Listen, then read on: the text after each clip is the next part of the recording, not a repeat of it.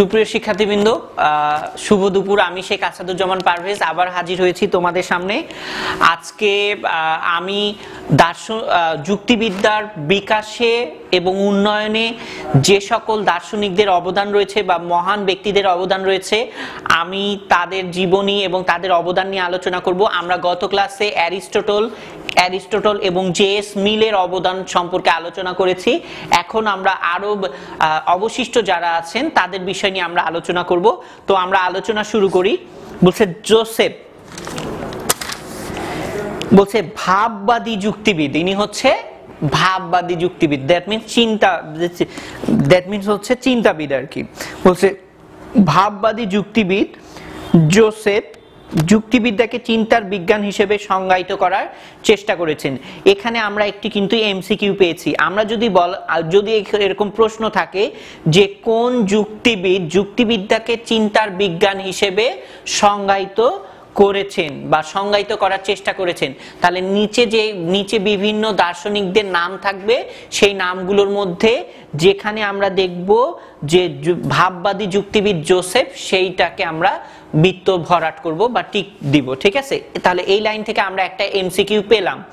এরপরে বলছে তার মতে চিন্তার ক্ষেত্রে দুটি দিক রয়েছে, একটি হচ্ছে আকারগত দিক, একটি হচ্ছে বিষয়গত দিক। দেখো এই জিনিসটা কিন্তু আমরা এর আগেও পেয়েছি। আমরা হচ্ছে অ্যারিস্টটলের ক্ষেত্রেও আমরা এই বিষয়টি পেয়েছি যে চিন্তার দুইটি দিক রয়েছে, একটি হচ্ছে আকারগত দিক আর একটি হচ্ছে বিষয়গত দিক। আকারগত দিক কি? যেমন যদি বলা হয় যে মানুষ সৃষ্টির সেরা জীব, এখানে দেখো যখনই আমরা মানুষ সৃষ্টির সেরা জীব বলছি, আমাদের মাথায় কিন্তু দুইটি জিনিস চিন্তা করতেছে। একটি হচ্ছে বিষয়, ঠিক আছে। মানুষ আসলে কি? মানুষ আসলে হচ্ছে একটা জীব। আর আকার বলতে কি বোঝাচ্ছে? আকৃতি, যে মানুষের আকৃতি কেমন। ঠিক আছে, এরপরে এই দুটি দিককে একে অপরের থেকে আলাদা করা যায় না। তাই যুক্তিবিদ্যাকে নিছক চিন্তার আকার সম্বন্ধীয় বিজ্ঞান না বলে শুধু চিন্তার বিজ্ঞান বলাই উত্তম। জোসেফ যুক্তিবিদ্যাকে বিজ্ঞান বলার পক্ষপাতী। এজন্য যে যুক্তিবিদ্যা চিন্তা পদ্ধতির সাধারণ ও সার্বিক নীতিমালা নিয়ে আলোচনা করে, দৈনন্দিন জীবনে আমরা যে সব নিয়মকানুন অনুসরণ করে কোনো বিষয় নিয়ে চিন্তা করি, যুক্তিবিদ্যা তাদেরকে নিয়ে বিজ্ঞানসম্মত আলোচনা করে। জোসেফ এর মতে বিশেষ বিশেষ বস্তু সম্বন্ধে চিন্তার মাধ্যমে যুক্তিবিদ্যা এসব নিয়ম নীতি খুঁজে পায়। এগুলো সুষ্ঠুভাবে ব্যবহার করে চিন্তার ক্ষেত্রে বিজ্ঞানের মতো সাফল্য লাভ করা যায়। জোসেফের মতে যুক্তিবিদ্যাকে একটি পূর্ণাঙ্গ আকারগত বিজ্ঞান বলা ঠিক নয়। তিনি বলেন আকার হচ্ছে বিভিন্ন বস্তু সম্পর্কে চিন্তার মধ্যকার সার্বিক ধর্ম। এ অর্থে শুধু যুক্তিবিদ্যাই নয়, প্রত্যেকটি বিজ্ঞানকেই আকারগত বলা যায়, কারণ প্রতিটি বিজ্ঞানী বিভিন্ন দৃষ্টান্তে বর্তমান সার্বিক ও সাধারণ ধর্ম নিয়ে আলোচনা করে। আসলে যুক্তিবিদ্যা চিন্তার আকার নিয়ে আলোচনা করে ঠিকই, কিন্তু চিন্তার উপাদানকে বাদ দিয়ে নয়। এরপরে বলছে কারণ চিন্তার মধ্যেই তার আকার ও উপাদান উভয় নিহিত থাকে। ওই যে বললাম মানুষ সৃষ্টির সেরা জীব, এটা নিয়েই যখন তুমি চিন্তা করবে, এর মধ্যে আকার ও উপাদান দুইটি থাকবে। যে মানুষ আসলে কি দিয়ে তৈরি, এটা হচ্ছে একটা উপাদান। আর আকার কি? আকার হচ্ছে মানুষ কেমন আকৃতির। ঠিক আছে, এই আকার এবং উপাদান এই দুইটি নিহিত থাকে।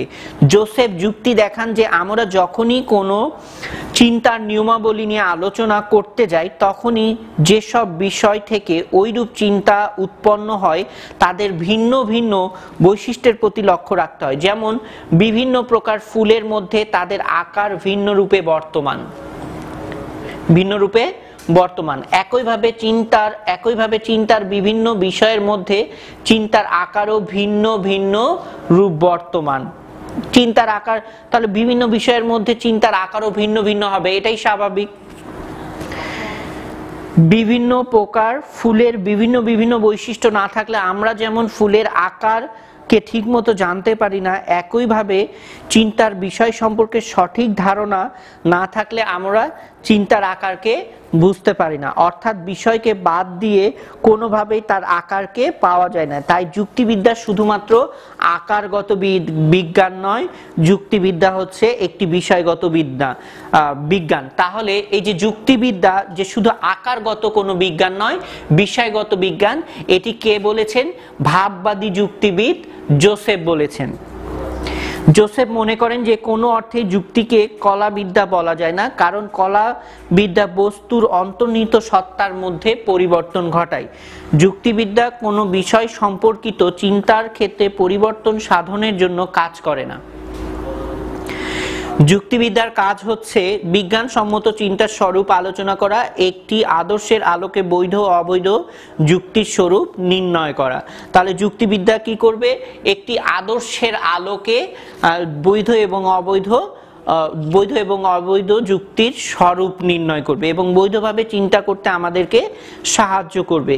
যে আদর্শের ভিত্তিতে যুক্তিবিদ্যা বৈধ অবৈধ যুক্তি মূল্যায়ন করে, সে আদর্শের প্রেক্ষিতে যুক্তিবিদ্যাকে একটি আদর্শনিষ্ঠ বিজ্ঞান বলে আখ্যায়িত করা যায়, কিন্তু কলাবিদ্যা নয়।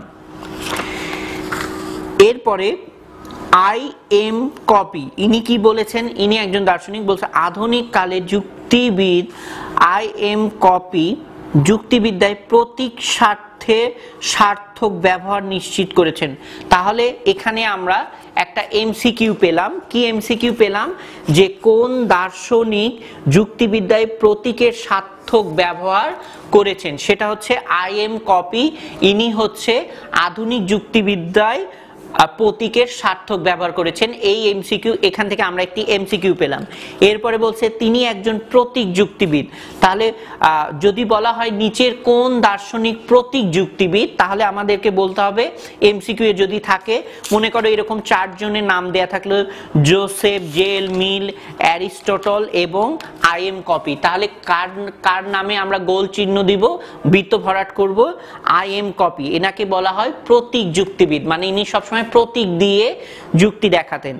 কার মতে যুক্তিবিদ্যা একটি আকারগত বিজ্ঞান? তাহলে কার মতে যুক্তিবিদ্যা একটি আকারগত বিজ্ঞান? এখানে আমরা আরেকটি এমসিকিউ পেলাম। I.M. কপির মতে যুক্তিবিদ্যা হচ্ছে একটি আকারগত বিজ্ঞান। আকারগত বৈশিষ্ট্যের কারণে যুক্তিবিদ্যা ও গণিতের মধ্যে যথেষ্ট মিল রয়েছে, তাই তিনি বিশেষ কিছু প্রতীক ব্যবহার করে যুক্তি পদ্ধতির আকারকে সুস্পষ্ট করার প্রয়াস বা চেষ্টা চালিয়েছেন। তিনি মনে করেন যুক্তিবিদ্যায় প্রতীক ব্যবহার করে খুব সহজেই যৌগিক বাক্যের সত্য মূল্য এবং যুক্তির বৈধতা ও অবৈধতা নিরূপণ করা যায়। যুক্তির আকার নিষ্কাশন ও তাতে নীতিমালা প্রয়োগের বেলায় প্রতীক রীতি একটি সার্থক প্রক্রিয়া। যেমন বলছে যদি প্রবল বর্ষণ হয়, তবে এখানে প্রতীকের একটু এক্সপ্লেইন করা হয়েছে। বলছে উদাহরণস্বরূপ যদি প্রবল বর্ষণ হয় তবে মাঠের ফসল ডুবে যাবে। মাঠের ফসল ডুবে যায়নি, অতএব প্রবল বর্ষণ ও হয়নি। যুক্তিটির প্রতীকায়িত রূপ হলো PQ। আচ্ছা, এই আকার দেখে বোঝা যায় যে যুক্তিটি বৈধ। যুক্তিবিদ কপি যুক্তিবিদ্যার যে সংজ্ঞা প্রদান করেছেন তা অনেকের কাছেই গ্রহণযোগ্য বলে মনে হয়েছে। তিনি যুক্তিবিদ্যাকে বৈধ যুক্তি থেকে অবৈধ যুক্তির পার্থক্য নির্দেশ করার জন্য ব্যবহৃত পদ্ধতি ও নীতিসমূহের একটি বিশিষ্ট বিদ্যা বলে আখ্যায়িত করেছেন। কপি যেভাবে যুক্তিবিদ্যাকে সংজ্ঞায়িত করেছেন তাতে তিনি যুক্তিবিদ্যার ব্যবহারিক দিকটিরও প্রতি সবিশেষ গুরুত্ব দিয়েছেন। যুক্তিবিদ্যার নিয়ম কানুন অনুসরণ করে যুক্তিবিদ্যা সম্পর্কে আমরা যে জ্ঞান অর্জন করি তাকে আমাদের বাস্তব চিন্তা ক্ষেত্রে প্রয়োগ করাই আমাদের কাজ। কপির মতে যুক্তিবিদ্যার মূল উদ্দেশ্যই হলো বৈধ যুক্তি ও অবৈধ যুক্তির মধ্যে পার্থক্য নির্দেশ করা। এই লক্ষ্য অর্জনের জন্য আমরা যুক্তির নিয়মাবলী সঠিকভাবে অনুশীলন করতে পারি। আমাদের দৈনন্দিন জীবনে যেসব যুক্তি প্রয়োগ করি সেসব যুক্তির বৈধ মান নির্ণয়ের কৌশল সহজভাবে আয়ত্ত করতে পারি। কপির মতে যে আশ্রয় বাক্যের উপর নির্ভর করে আমরা সিদ্ধান্ত স্থাপন করি যুক্তিবিদ্যা তা মূল্যায়ন করে। সিদ্ধান্ত আশ্রয় বাক্য থেকে বিধিসম্মতভাবে অনুমিত হলো কিনা তা পরীক্ষণ করে। তাই কপি যুক্তিবিদ্যাকে শুধু ফলিত কলাবিদ্যা হিসেবেই গ্রহণ করেননি, তিনি এর বৈজ্ঞানিক অনুসন্ধানের উপরও গুরুত্ব দিয়েছেন। কপির মতে একটি যুক্তির সত্যতা নির্ভর করে তাতে ব্যবহৃত বাক্যগুলোর সত্যতার উপর। একটি বাক্য সত্য হয় যখন বাস্তবের সাথে তার সঙ্গতি বা মিল থাকে। তাহলে এখানে কি বলছে, একটা বাক্য তখনই সত্য হবে যখন তা বাস্তবের সাথে কি থাকবে, মিল থাকবে বা সাদৃশ্য থাকবে, সঙ্গতি থাকবে। এরূপ কয়েকটি সত্য বাক্যের উপর ভিত্তি করে ন্যায়সঙ্গতভাবে সিদ্ধান্ত টানতে পারলে যুক্তিটি সত্য বলে কি হবে, গৃহীত হবে। কিন্তু যুক্তির বৈধতা অন্য জিনিস। বৈধতা সত্যতা থেকে ভিন্ন। বৈধ হবার জন্য একটি যুক্তিতে ব্যবহৃত আশ্রয় বাক্যগুলো বাস্তবের সাথে সঙ্গতিপূর্ণ হবার দরকার নেই। সত্য হোক আর মিথ্যা হোক, প্রদত্ত আশ্রয় বাক্য থেকে নিয়মকানুন মোতাবেক সিদ্ধান্ত অনুসরণ করলেই একটি যুক্তি বৈধ বলে গণ্য হয়। কাজেই যুক্তির বৈধতা নির্ণয়ের সময় তাতে ব্যবহৃত প্রদত্ত বাক্যগুলোর বাস্তব সত্যতা নিয়ে মাথা ঘামানোর কোনো প্রয়োজন নেই। আসল প্রয়োজন হলো তাতে যুক্তির নিয়মকানুন ঠিক মতো পালন করা হয়েছে কিনা তা পরীক্ষা করা। যুক্তিতে প্রতীক ব্যবহার করলে এই কাজ সংক্ষিপ্ত ও সহজতর হয়। যুক্তিবিদ্যার কিছু ডেফিনিশন, অনেক দার্শনিক অনেক রকম করে ডেফিনিশন দিয়েছেন যুক্তিবিদ্যার, তো সেই ডেফিনিশন গুলো নিয়ে আমরা এখন আলোচনা করব। বলছে যুক্তিবিদ্যার সংজ্ঞা, ডেফিনিশন অফ লজিক। বলছে যুক্তিবিদ্যার কোনো যথার্থ সংজ্ঞায় পৌঁছার আগে আমাদেরকে কি করতে হবে, একটি সংজ্ঞা দিয়ে আমরা শুরু করতে পারি যে ব্যবহারিক বিজ্ঞান ভ্রান্তিকে পরিহার করে সত্যকে অর্জন করার উদ্দেশ্যে যুক্তি পদ্ধতি বা অনুমান এবং তার সহায়ক প্রক্রিয়াগুলোকে নিয়ন্ত্রণ করে তাকে যুক্তিবিদ্যা বলে। তাহলে যুক্তিবিদ্যা বলতে আমরা কি বুঝি? যুক্তিবিদ্যা বলতে আমরা কি বুঝি, যে ব্যবহারিক বিজ্ঞান ভ্রান্তিকে, দ্যাট মিন্স ভুলকে পরিহার করে বা পরিত্যাগ করে সত্যকে অর্জন করার উদ্দেশ্যে যুক্তি পদ্ধতি বা অনুমান এবং তার সহায়ক প্রক্রিয়াগুলোকে নিয়ন্ত্রণ করে তাকে আমরা যুক্তিবিদ্যা বলে থাকি।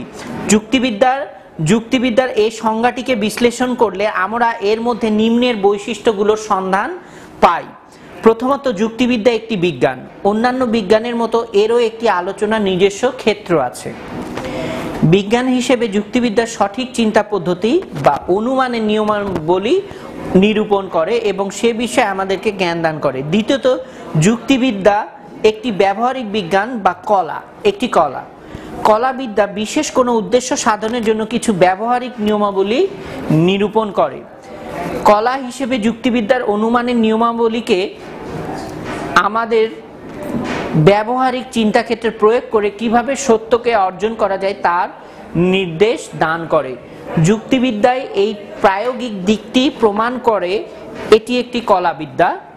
তৃতীয়ত, যুক্তিবিদ্যা একটি আদর্শমূলক বিজ্ঞান।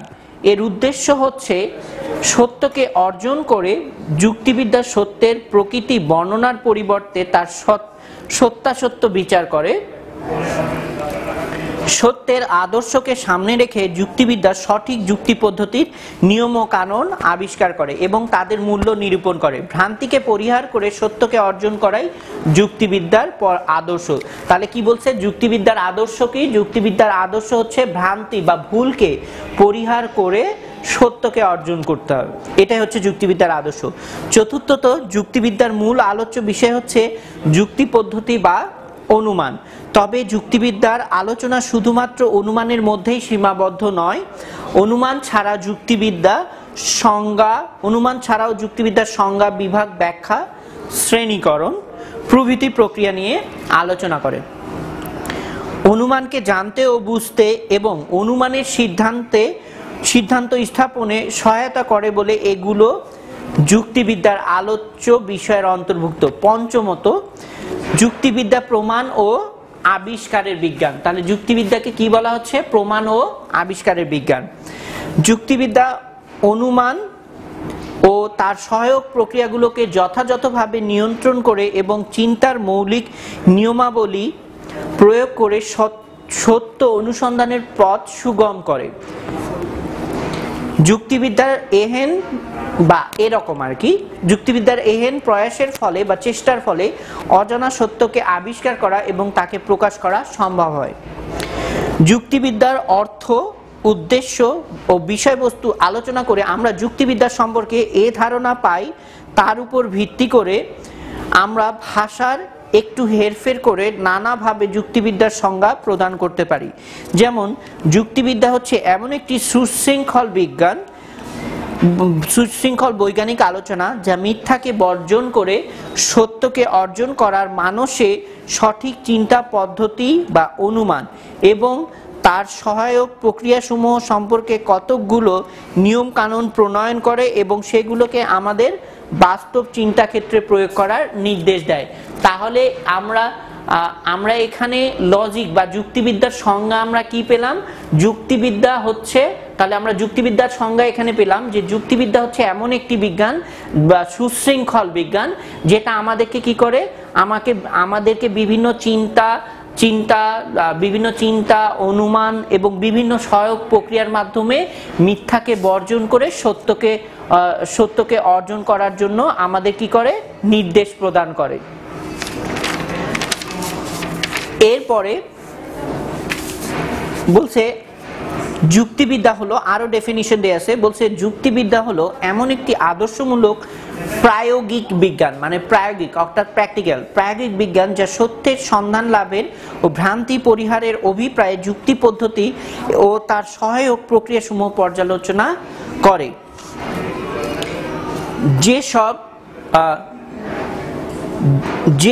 যেসব নিয়ম কানুন অনুসরণ করে চিন্তা পদ্ধতি বা অনুমান ও তার সহায়ক প্রক্রিয়াগুলোকে নিয়োগ করে প্রকৃত সত্যকে আবিষ্কার করা যায়, সেসব নিয়ম কানুন সম্বন্ধে সুশৃঙ্খল জ্ঞানকে বলা হয় যুক্তিবিদ্যা।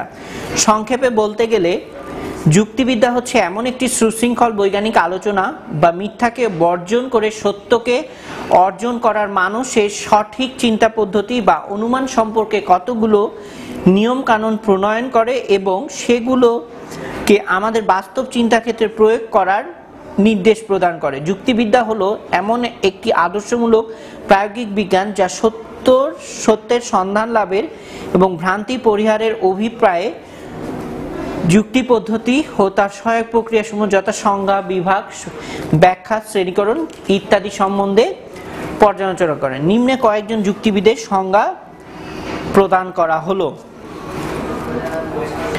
যুক্তিবিদ্যার প্রকৃতি সম্পর্কে যুক্তিবিদদের মধ্যে কিছুটা মতবিরোধ থাকার ফলে তারা বিভিন্নভাবে যুক্তিবিদ্যার সংজ্ঞা দান করেছেন।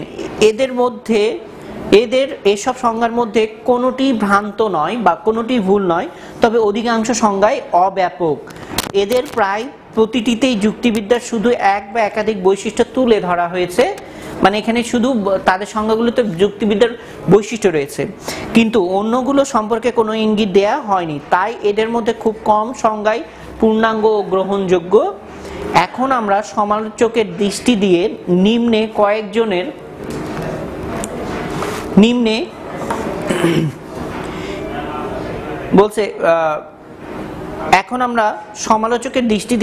কয়েকজন প্রখ্যাত যুক্তিবিদ প্রদত্ত সংজ্ঞা পরীক্ষা করে দেখব।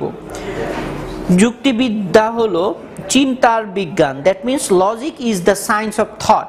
ইনি জোসেফ এই কথাটি বলছেন। এই সংজ্ঞাটি বিশ্লেষণ করলে দেখা যায় যে এতে যুক্তিবিদ্যাকে একটি বিজ্ঞান হিসেবে চিহ্নিত করা হয়েছে, কিন্তু যুক্তিবিদ্যা শুধু একটি বিজ্ঞান নয়, এটি একটি কলাবিদ্যাও বটে। তাছাড়া চিন্তা কথাটি খুবই ব্যাপক। মনোবিজ্ঞানে চিন্তা বলতে সংবেদন, প্রত্যক্ষণ, স্মৃতি, প্রত্যক্ষণ মানে হচ্ছে দেখা বা পর্যবেক্ষণ করা, স্মৃতি, কল্পনা, অনুমান ইত্যাদি প্রভৃতি মানসিক প্রক্রিয়াকে বোঝায়। কিন্তু যুক্তিবিদ্যায় আলোচ্য বিষয় শুধু অনুমান, অন্যান্য মানসিক প্রক্রিয়া নয়, কাজেই এই সংজ্ঞাটি সন্তোষজনক নয়। এরপরে বলছে জেভেন্স কি বলছে logic is the science of reasoning. Reasoning মানে হচ্ছে যুক্তি দেয়া। রিজনিং করা বা বিবেক বুদ্ধি। এই সংজ্ঞায় যুক্তিবিদ্যাকে একটি বিজ্ঞান হিসেবে গ্রহণ করা হয়েছে, একে কলাবিদ্যা হিসেবে স্বীকৃতি দেয়া হয়নি।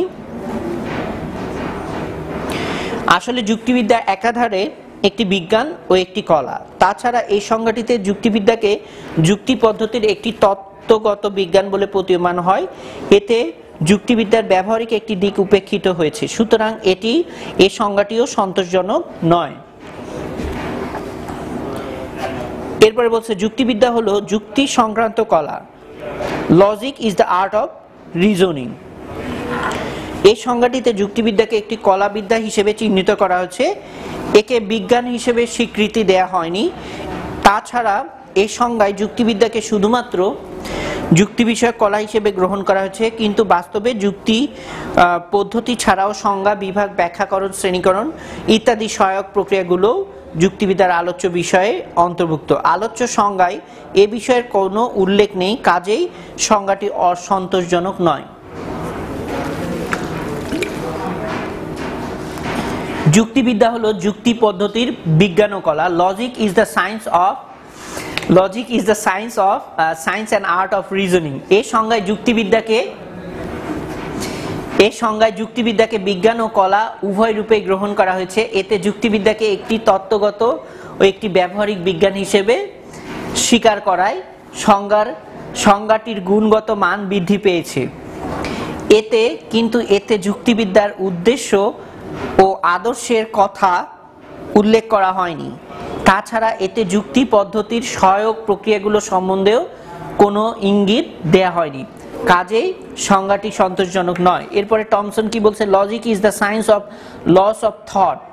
এ সংজ্ঞায় যুক্তিবিদ্যাকে একটি বিজ্ঞান হিসেবে চিহ্নিত করা হয়েছে, এতে চিন্তার নিয়মাবলী সংক্রান্ত জ্ঞানের কথার উল্লেখ করা হয়েছে, কিন্তু তাদের প্রয়োগের দিকের কথা উল্লেখ করা হয়নি। অর্থাৎ যুক্তিবিদ্যাকে একটি কলা হিসেবে স্বীকার করা হয়নি।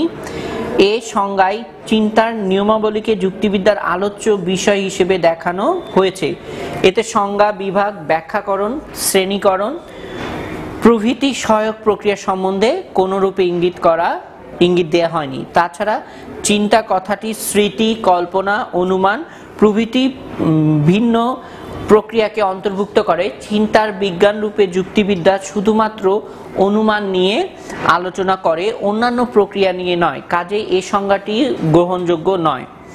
এরপরে Welton, logic is the science of principles which regulate valid thought.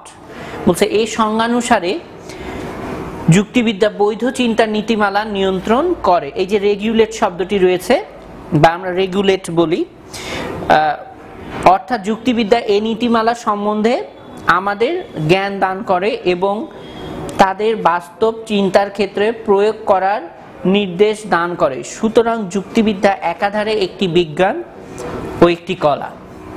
তবে যুক্তিবিদ্যা শুধু বৈধ চিন্তার নীতিমালা নিয়ে আলোচনা করে না, যুক্তিবিদ্যা বৈধ ও অবৈধ যুক্তির মধ্যে পার্থক্য নির্দেশ করে। এ সংজ্ঞায় বৈধ চিন্তার নীতিমালাকে যুক্তিবিদ্যার আলোচ্য বিষয় হিসেবে দেখানো হয়েছে, এতে সংজ্ঞা, বিভাগ, ব্যাখ্যাকরণ, শ্রেণীকরণ প্রভৃতি সহায়ক প্রক্রিয়া সম্বন্ধে কোনরূপ ইঙ্গিত দেয়া হয়নি। তাছাড়া চিন্তা কথাটি স্মৃতি, কল্পনা, অনুমান প্রভৃতি বিভিন্ন প্রক্রিয়াকে অন্তর্ভুক্ত করে। চিন্তার বিজ্ঞান রূপে যুক্তিবিদ্যা শুধুমাত্র অনুমান নিয়ে আলোচনা করে, অন্যান্য প্রক্রিয়া নিয়ে নয়, কাজেই এই সংজ্ঞাটি গ্রহণযোগ্য নয়। যুক্তিবিদ্যা হলো চিন্তার আকারগত নিয়মাবলীর বিজ্ঞান। এ সংজ্ঞায় যুক্তিবিদ্যাকে একটি বিজ্ঞান হিসেবে গ্রহণ করা হয়েছে, কিন্তু আসলে যুক্তিবিদ্যা বিজ্ঞান ও কলা উভয়ই। এতে চিন্তার নিয়মাবলী সংক্রান্ত জ্ঞানের দিক থেকে স্বীকার করা হলেও তাদের প্রয়োগের দিককে উপেক্ষা করা হয়েছে। এই সংজ্ঞায় চিন্তার আকারগত নিয়মের কথা বলা হলেও তাদের বস্তুগত সত্যতার দিককে সম্পূর্ণ উপেক্ষা করা হয়েছে। তাই এই সংজ্ঞাটি অবরোহ যুক্তিবিদ্যার ক্ষেত্রে প্রযোজ্য হলেও আরোহ যুক্তিবিদ্যার ক্ষেত্রে প্রযোজ্য নয়। তাছাড়া চিন্তা কথাটি স্মৃতি, কল্পনা, অনুমান প্রভৃতি বিভিন্ন প্রক্রিয়া অন্তর্ভুক্ত করে। চিন্তার বিজ্ঞান রূপে যুক্তিবিদ্যা শুধুমাত্র অনুমান নিয়ে আলোচনা করে, অন্যান্য চিন্তা প্রক্রিয়া নিয়ে নয়। সুতরাং সংজ্ঞাটি গ্রহণযোগ্য নয়।